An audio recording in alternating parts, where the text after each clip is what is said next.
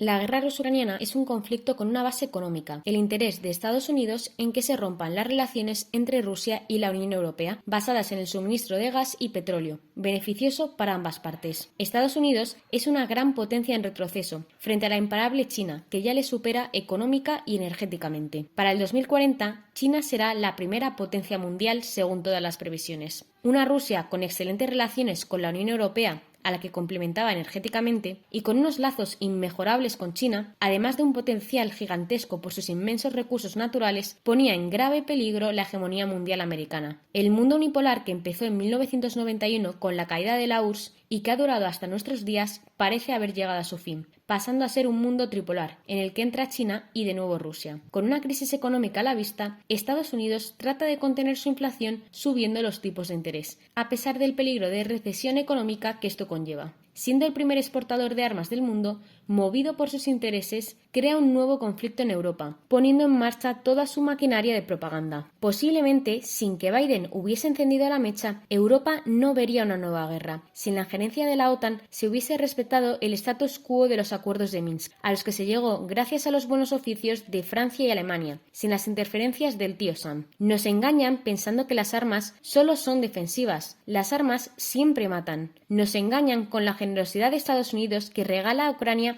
13.600 millones de dólares para comprar armas y que realmente irán a parar al bolsillo de la industria armamentística americana, reactivando su economía. Desgraciadamente, la paz no es un negocio, la guerra sí. Qué bien viene a Estados Unidos eliminar a Rusia de la esfera geopolítica, empobrecer a Europa y poder centrarse en China. Nos quieren hacer creer que en este conflicto los malos son solo los de un bando, los rusos. Si fuera todo tan evidente, ¿por qué censurar a sus medios de comunicación? La censura responde al miedo, miedo a la verdad, miedo a que ésta no sea la incluida en el discurso unívoco que nos cuentan, miedo a no estar en el bando correcto o a que éste no sea tan inocente. Seríamos cómplices si callásemos, injustos por no decir verdades incómodas, cobardes por no llevar la contraria. En esta guerra no hay ingenuos, y aquí te lo demostramos. El nacionalismo ucraniano es antisemita y rusófobo, profesando una ideología de corte totalmente nazi. Su origen está sin duda en haber sufrido el yugo del comunismo soviético y haber padecido el Holodomor o la gran hambruna provocada por Stalin. Pero dichas penalidades no cambian la ideología nazi que subyace en sus políticos, hoy convertidos en héroes inspiradores y líderes carismáticos a pesar de sus actos y de sus leyes. En Ucrania es legal portar insignias y banderas con la svástica. Por ejemplo, el batallón de Azov, cuerpo de élite del ejército ucraniano, porta con orgullo la bandera de la Segunda Guerra Mundial de la Kriegsmarine, con los colores de la bandera ucraniana de fondo. En Ucrania es fiesta el 1 de enero, por ser el cumpleaños de su aclamado héroe nacional, Stepan Bandera, colaboracionista de los nazis en la Segunda Guerra Mundial y bajo cuyo mando sus hombres mataron a miles de judíos y polacos. En Ucrania, anualmente, el embajador de Israel, Joel Lyon, presenta una queja al gobierno ucraniano en los siguientes términos: no puedo entender cómo la glorificación de aquellos involucrados en terribles crímenes antisemitas ayuda a combatir el antisemitismo y la xenofobia. En Ucrania, las calles, los estadios, llevan los nombres de criminales de guerra del Tercer Reich: Roman Shukevich, Simon Petliura,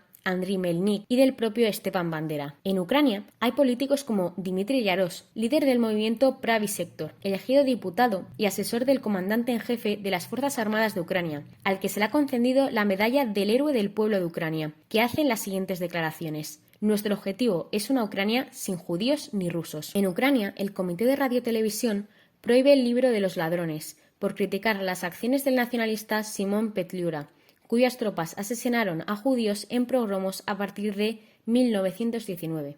El Comité Judío de Ucrania protestó ante esta prohibición, manifestando: tanto las autoridades soviéticas como las nazis prohibían sistemáticamente los libros.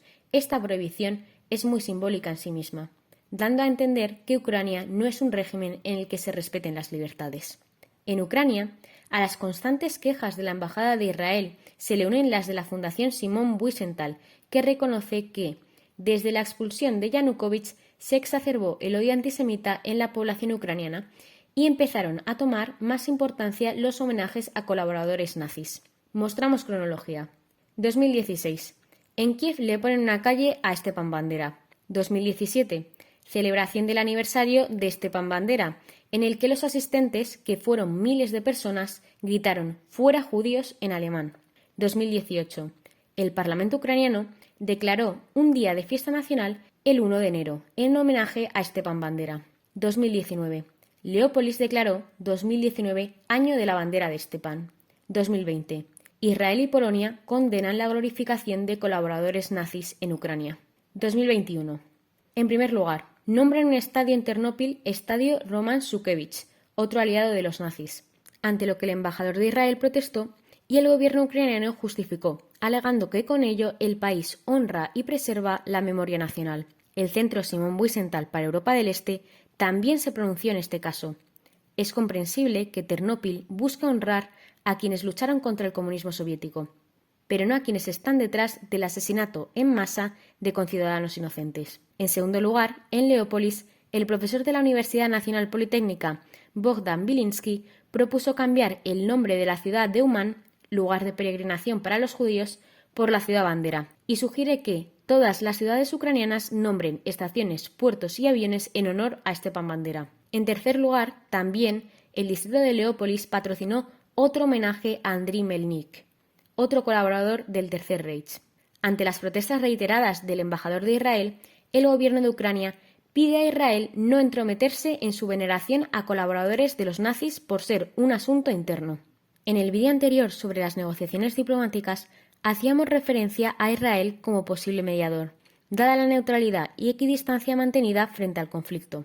Este pequeño país de Oriente Medio, aliado histórico de Estados Unidos, no ha cedido a las presiones de su socio estratégico y ha decidido honrar a todos aquellos que fueron víctimas del Holocausto, no apoyando y dando armas a los ucranianos que glorifican y homenajean a los nazis como héroes nacionales. Israel sí sabe que hay que desnazificar Ucrania y valientemente ha decidido no sumarse al régimen sancionador de Estados Unidos. Pero es que Israel conoce el nazismo del gobierno ucraniano de primera mano, a través de la información de su embajador en Kiev, Joel Lyon, que ha protestado sin descanso ante la deriva nazi de Ucrania desde el 2014. ¿Sabemos en Europa a quién estamos armando? Por último, esta semana, la prensa europea se ha hecho eco de la necesidad de crear un tribunal especial internacional al estilo del de Nuremberg y del Extremo Oriente, creados tras la Segunda Guerra Mundial por los aliados para juzgar los crímenes cometidos por alemanes y japoneses durante la contienda. Los impulsores de la idea son los ingleses Gordon Brown, John Major, Philip Sands, y a ellas se han sumado 40 países solicitando la formación de un tribunal especial cuyo fin será juzgar los crímenes de Putin y de su círculo interno. En Nuremberg se juzgaban 4 tipos de delitos de derecho internacional: crímenes contra la paz o de agresión, es decir, iniciar una guerra, crímenes de guerra, crímenes de lesa humanidad y, por último, de conspiración y complot. Vamos a explicar lo que se entendía en 1945 por crímenes de guerra y de lesa humanidad. Crímenes de guerra incluía, según el artículo 6b del Estatuto, asesinato, malos tratos, deportación de la población civil en los territorios ocupados, malos tratos a los prisioneros de guerra, ejecución de rehenes, saqueo de la propiedad pública o privada, destrucción injustificada de ciudades y devastación no justificada por necesidad militar. Crímenes de lesa humanidad, según el artículo 6c del Estatuto, sería el genocidio, esclavitud, deportación o actos inhumanos contra la población civil, asesinatos, encarcelamientos, persecuciones a opositores políticos por motivos ideológicos, raciales, religiosos, etc. No solo durante, sino también los perpetrados antes de la guerra, aunque no constituyesen delito conforme al derecho interno. La prensa occidental considera que Putin deberá ser juzgado por los 2 primeros, es decir, por el delito de agresión o contra la paz, ya que ha invadido Ucrania, y por el crimen de guerra que constituye la deportación masiva y forzosa de civiles del Donbass a Rusia. Se ha anunciado que el fiscal jefe de la Corte Penal Internacional, Karim Khan, está recabando evidencias en Mariupol, Kharkov, Kiev, Malín, Yitopir y otras ciudades bombardeadas y que el fiscal general de Ucrania está investigando el secuestro de 2.389 niños que fueron trasladados a Rusia desde Donetsk y Lugansk. En cuanto a la información sobre la evacuación de civiles, existen muchas contradicciones. El gobierno de Zelensky acusa a los rusos de deportaciones masivas y forzosas de civiles, y Rusia habla de evacuaciones voluntarias de civiles a una zona segura, alejada del conflicto. Rusia ha abierto corredores humanitarios, proyecto presentado ante la ONU, para que la población que lo desee se pusiese a salvo en Rusia. Teniendo en cuenta que el 90% de la población de las 2 autoproclamadas repúblicas de Donetsk y Lugansk se siente rusa, que un altísimo porcentaje de ellos antes del conflicto ya tenían doble nacionalidad, rusa y ucraniana, y que las dos nuevas repúblicas son las que pidieron ayuda a la Federación Rusa, no parece lógico que los rusos tengan un interés especial en bombardearles y masacrarles. De hecho, ha habido desplazados de Mariupol que denuncian a las fuerzas ucranianas de no dejarles salir por esos corredores para usarlos de escudos humanos.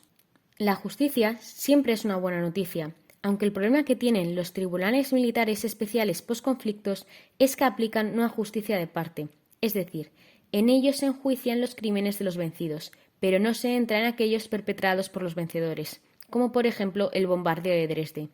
No sabemos si en esta ocasión este tribunal especial también enjuiciará el antisemitismo y el nacionalismo ucraniano, la rusofobia de algunas de sus leyes y los malos tratos a los prisioneros rusos de los que se jacta el doctor Gennady Druzenko, director del Hospital Móvil de Voluntarios de Ucrania, ordenando a sus médicos castrar a todos los militares rusos heridos porque son cucarachas, no personas, y declarando: «Los pacientes rusos morirán aquí en gran número. Los que se vayan recordarán la pesadilla en suelo ucraniano». La justicia internacional sería más justa si el derecho internacional se aplicase por igual a vencedores y vencidos, y los crímenes de guerra nunca quedasen sin castigo. Y recuerda, tú opinas. Politic Views solo te da las claves.